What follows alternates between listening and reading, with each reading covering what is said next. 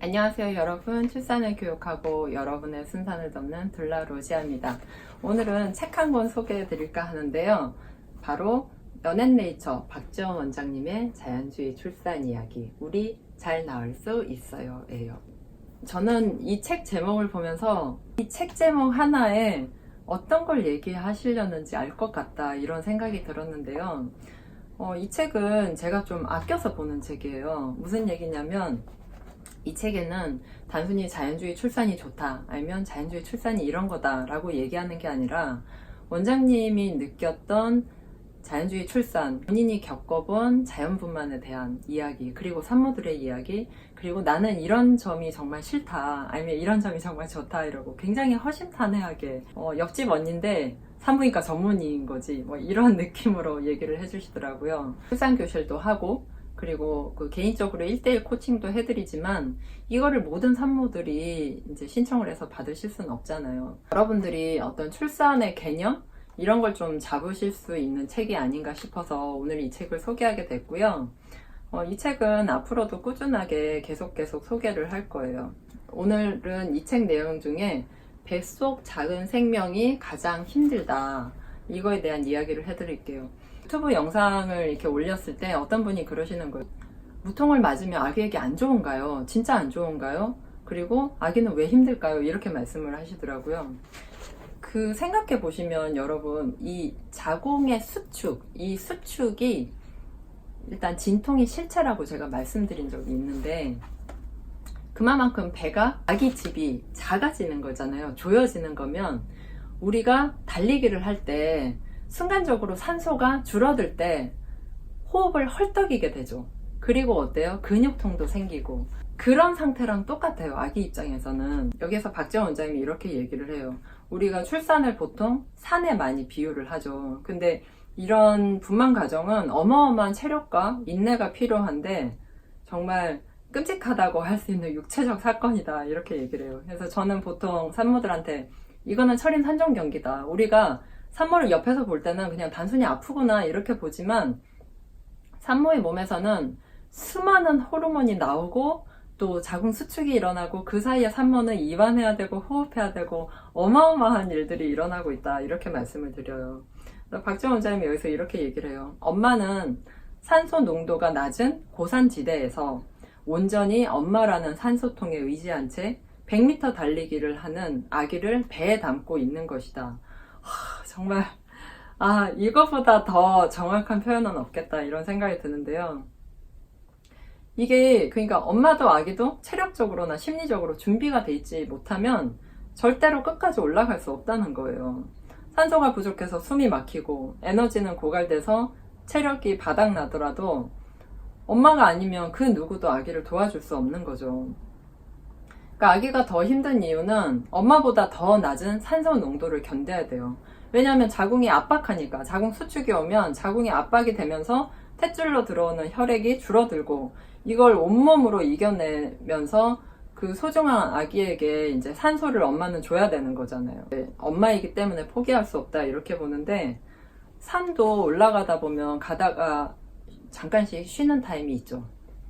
막 올라가다가 이렇게 허리 꾸부정하게 해갖고 아휴 힘들어, 이제 못 올라가겠어 하다가 잠깐 쉬면 어때요?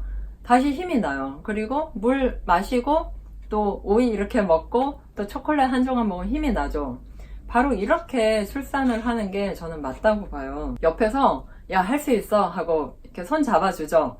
엉덩이 한번 밀어주고 가다가 나무 하나 꺾어서 이렇게 짚고 이렇게 옆에서 이제 북 돋아주면, 제가 출산 코칭을 하면서 이제 진통이 와서 병원에 가서 아기 나올 때까지, 병원에 가서 아기 나올 때까지 이렇게 계속 카톡하고 전화를 하는데 산모들이 항상 그래요. 선생님, 이제 저 너무 마음이 편해요. 이제 막 아픈 게 반갑고 그래도 끝이 보이는 것 같아요. 그리고 선생님 덕분에 정말 마음 편하게 출산을 잘 준비할 수 제가 좀 눈물이 많아서 산모들이 그런 얘기를 할 때 출산 코칭을 해드렸지만 이건 정말 200만원, 2천만원, 한 2억짜리 감사의 말이다. 20억짜리? 그러니까 뭐라고 비할 데가 없어요. 너무 고마워요, 저는. 그분들이 순산을 하는 게. 그래서 이 일을 계속 하는 것 같고요. 출산을 할 때는 이 아기에게도 결코 만만한 과정이 아니래요. 그래서 뱃속의 산소 포화도는 80에서 90% 밖에 되지 않는데, 산소가 부족하면 어떻게 해요? 아기도 그 뱃속에서 헐떡거리는 거예요. 근데 엄마가 아 하고 소리 지르면 산소가 더 없어지죠. 그럼 아기는 순간적으로 산소 공급이 안 될 수도 있는 거예요. 그래서 뭐 해요? 병원 가면 산소 마스크 끼잖아요. 산소를 더 마시려는 노력에 호흡이 더 힘들어질 수도 있는데, 아기들 상태, 아기가 뭐 태동이 많다든지 아니면 뭐 아기 배둘레 얼마, 머리둘레 얼마, 이게 다가 아니에요. 보면 에너지가 많고 건강한 아기, 탯줄이 두껍고 큰 아기들은 또 있지만 발육이 좀 지연되고 탯줄이 얇거나 이러면 아기들이 조금의 스트레스를 견디지 못하고 금방 태변을 보기도 하고, 그러면 심장 박동수가 낮아지기도 하겠죠. 아기마다 이렇게 또 건강 상태나 발육 상태가 다 다르기 때문에 분만 속도도 다르고 비슷해 보이지만 다른 출산이 될 수밖에 없다, 이렇게 얘기를 해요. 자연주의 출산을 준비하는 산모들은 책을 많이 보잖아요. 근데 이제 자연분만 하시는 분들도 전 많이 봐야 된다고 생각을 해요. 제 유튜브도 좋지만 책도 많이 보세요. 그래서 여기서는 히프노버딩이나 뭐 이런 책 보면 그래요. 고통이 없다, 뭐 고통을 거의 느끼지 못할 거다, 막 편안하다, 막 이런 얘기도 하나? 아무튼 그렇게 많이 받아들이시더라고요. 근데 고통이 없는 출산은 없어요. 그래서 이거를 고통을 줄여줄 수 있는 방법에 대해서 자연주의 출산은 감통 자세, 감통 요법, 마사지 이런 걸 알려드리는 거고, 이걸 이제 아기와 함께 내가 고통을 겪어서 출산을 하는구나, 이렇게 생각을 하시면 될 것 같아요. 제가 이전 영상에도 말씀드렸지만 출산 준비는 고도의 훈련과 같은 거예요. 내가 그 올림픽을 나가기 위해서 선수들이 4년 동안 하지만 우리는 사실 10개월만 하면 되잖아요. 그 안에 식단 관리 잘 하고, 그리고 운동 계속해서 호흡과 이완 계속해서 출산을 할 때도 호흡을 놓치지 않고 계속 이완하고 감통 자세 해주고, 어떤 자세를 취하면 되는지 본능적으로 좀 내맡김으로써 출산을 할 수 있는 거죠. 아무도 대신해 줄 수 없대요. 100명의 훌륭한 조산사도 1000명의 훌륭한 둘라도 아무리 비싼 병원도 진통은 누가 해요? 산모가 하잖아요. 애 누가 낳아요? 산모가 낳죠. 의사가 낳고 조산사가 낳고 둘라가 낳는 거 아니잖아요. 이 선생님의 얘기가 참 와닿는 것 같고요. 이 앞에 그 아기는 왜 한밤중에 태어났을까, 요것도 오늘 같이 소개를 해드릴게요.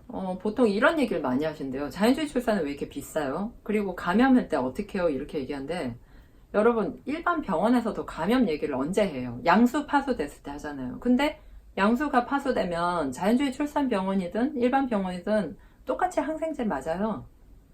그리고 똑같이 기다리죠. 근데 일반 산부인과는 마냥 기다릴 수 없으니 그냥 이러이러 될 것이다 라고 미리 산모한테 한번 얘기를 하고 좀 덜 기다려주고, 자연주의 출산은 더 기다려줘요.